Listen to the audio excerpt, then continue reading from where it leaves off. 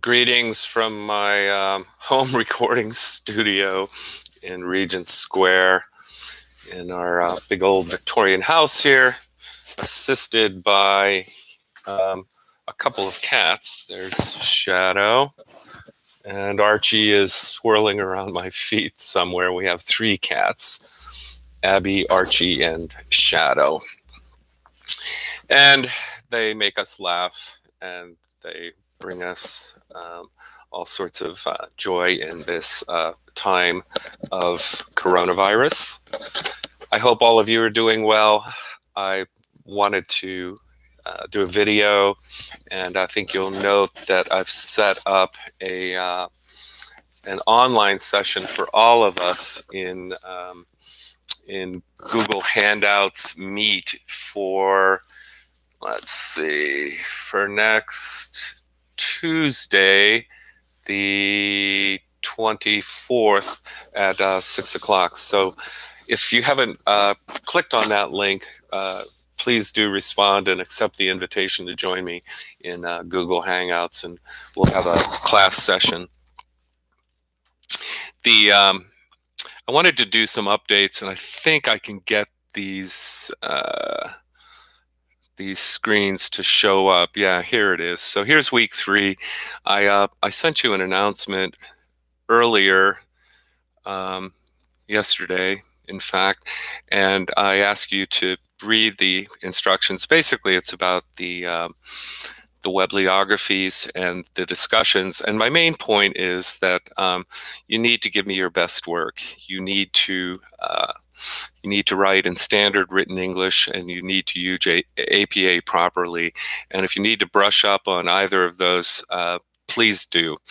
In addition, one of your fellow students pointed out that at some point I said that you didn't have to respond to anybody else's webliography, and that's fine with me. If I said that, then I take away the requirement to respond to at least one other post. But in the discussions, what I'm looking for, and in the webliographies, are 2 well-written paragraphs with at least 4 to 6 sentences in it. In the discussions, you'll be summarizing some aspect of either an article from the Quest for Moral Leaders book, or the Morris book if Aristotle ran GM. And in the webliographies, obviously, you're going to be going out and looking for short articles, essays, links to websites that discuss issues, ethical issues related to your field of study or field of endeavor. So the basic rule of thumb here is 4 to 6 sentences at least, and 2 paragraphs of 4 to 6 sentences in both the discussions and in the webliographies. And I give you an example of how to properly cite a chapter in a book like Ciula's The Quest for Moral Leaders. And if we go over to week 3, which is where we are, you'll note that we're talking about virtue ethics. And I think during the first class that we met, I talked about how I think virtue ethics is actually a wonderful approach to ethics that we can tap into to use in our diverse secular workplaces, since we really can't, as leaders and followers, force our own religious world and life view on other people. Aristotle was really attempting to put together an ethical system apart from the gods or a god. Plato, if you remember, was still caught up in explaining the world and its phenomena in terms of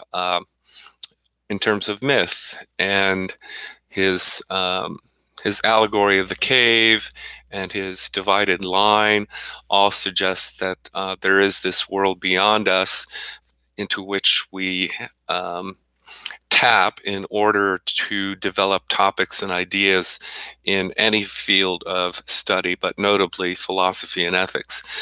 Aristotle has a much more down-to-earth point of view.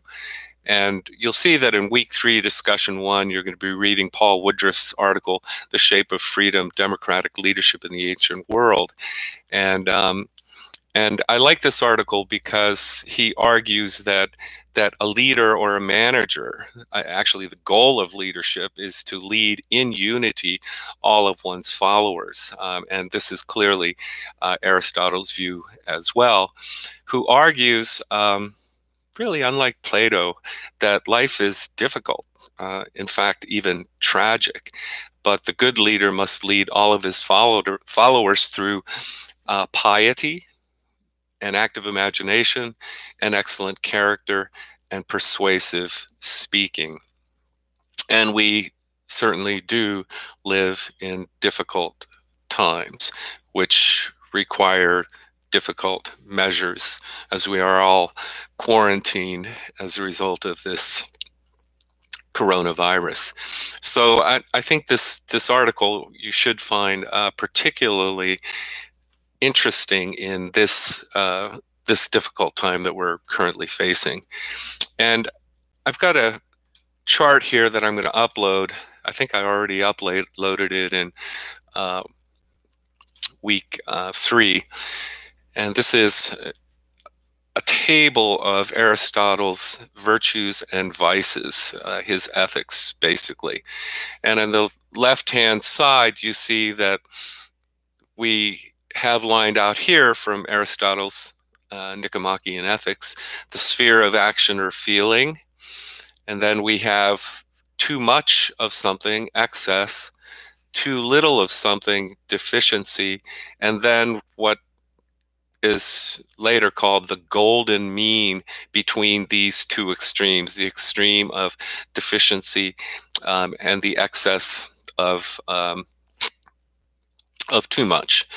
So if you take a sphere of action or feeling like fear and confidence, the mean between the two extremes, the virtue or the excellence, is courage. And if you don't have enough courage in a particular situation, and all of these are based on our intentions and our characters, and then the choices that we make in particular situations.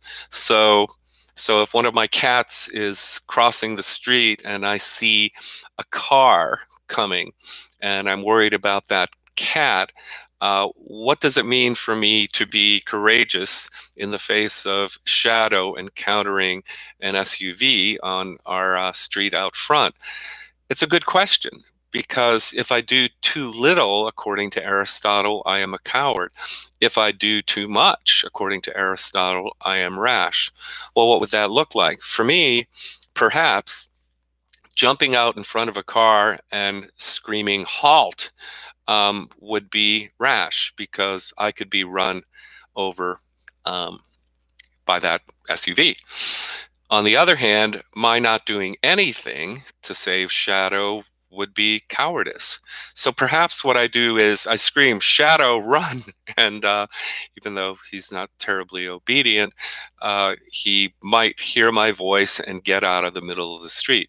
Or my shouting might cause the speeding car doing 45 miles an hour in a 25 zone to slow down and stop. So you see how it works? The idea is that that as you live life, your thoughts, your intentions, and your actions eventually develop your character. And if you do too little in all these spheres of action, you end up being a coward. If you do too much in these spheres of action, you end up being rash, and that's just the area of fear and confidence. So if you go to the question of pleasure and pain, obviously ethicists have noted forever that we generally avoid pain and seek pleasure. The mean between the two extremes is temperance, which is a moderate use of food, alcohol, you name it, exercise. So if you have too little of something, that is too little food, too little exercise, you end up being insensible. You end up being completely withdrawn. If you eat too much, drink too much, I guess one could never exercise too much. At least that's what my wife claims. You end up in licentiousness or self-indulgence. And and all the way down through this chart, you can see that in all of these different areas of endeavor, you're going to seek to find the golden mean between the extremes. So when it comes to honor and dishonor, for example, we ought to all have a proper sense of self, right? We ought to all have a proper modicum of ambition and a proper sense of pride about who we are. Self-esteem really matters. If you have too little of this desire for honor, you become unambitious or you exhibit undue humility. If you are too proud, too egocentric, you end up being ostensibly ambitious or displaying a kind of empty vanity. So, for example, my critique of ethical egoism, a la Ayn Rand, is that she kind of moves over in this direction, according to Aristotle. So we'll do one more. When it comes to our conversation, that is our dialogue with other people, the mean between the two extremes, the golden mean, is wittiness. And by wittiness, it means carrying on conversations with an eye to being relatively clever. If you eschew conversations or disrupt them, you could become boorish. And if you absolutely control conversations, you become a buffoon. And we've all known people who are always on send, that is, never allowing a dialogue to take place. They end up in the category, according to Aristotle, of buffoonery, and their wittiness becomes a burden. And then there are people who shrink from conversation and are sullen and boorish and refuse to engage other people. So this is a table of virtues and vices, and I think you get the sense that what Aristotle says we ought to be after, if we want to have a virtuous character, and virtu in Latin means excellence, is we seek excellence in all that we do. And in all of these spheres of actions and feelings and intentions, we seek to balance our lives. This really is an ethics of balance. And I like it because in the face of not being able to talk about our religious perspectives necessarily in the workplace, pretty much all world religions have some sort of virtue ethics built into them. And so, for example, Aristotle's ethics is picked up by St. Thomas Aquinas, who really is kind of the father of even modern Catholic thought, along with Augustine. And he picks up Aristotle's virtues and vices and shows that they're basically biblical. They're basically scriptural. And he argues that this is a good way to describe the Christian life. And similarly, virtue ethics you'll find very popular in Asian countries, in China and Japan, who have been influenced by the heritage of somebody like Confucius, where this idea of a balanced life, a mean between two extremes. Too little of something or too much of something is praised. So this handout is in the third week shell for you. Let me go back there again. Yes, there it is. It's at the bottom for you. The other thing I wanted to talk about that I think is particularly interesting is Paul Woodruff's Shape of Freedom, Democratic Leadership in the Ancient World.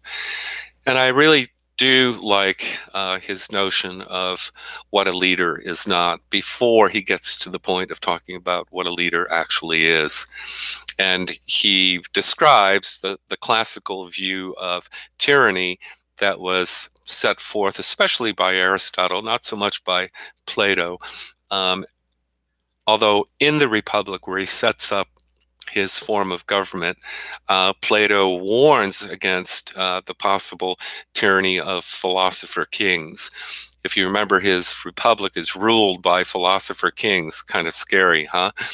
And they were, because of their wisdom and their intelligence and their utilization of reason, considered to be the best of the best, and they were therefore able to rule. And because they were philosophers, Plato thought they would never be given over to tyranny. I'm not so sure about that. At any rate, I think I'll post this online too. A tyrant is afraid of losing his positions, and his decisions are affected by this fear.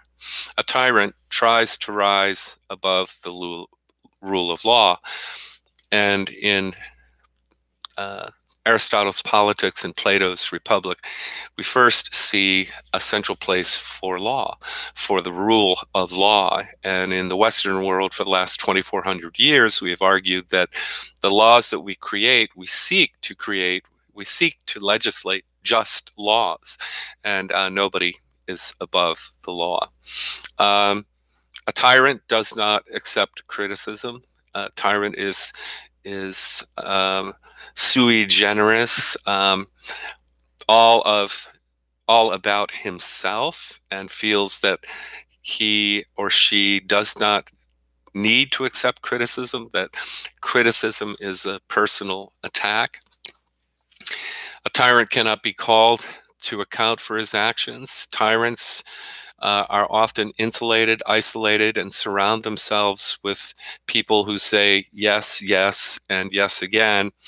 And yet the tyrant doesn't have to live in the way that other people live. And he's permitted not only to live above the rule of law, not only to not accept criticism, but whatever his actions, even if they border on immoral or illegal, refuses to be accountable for them.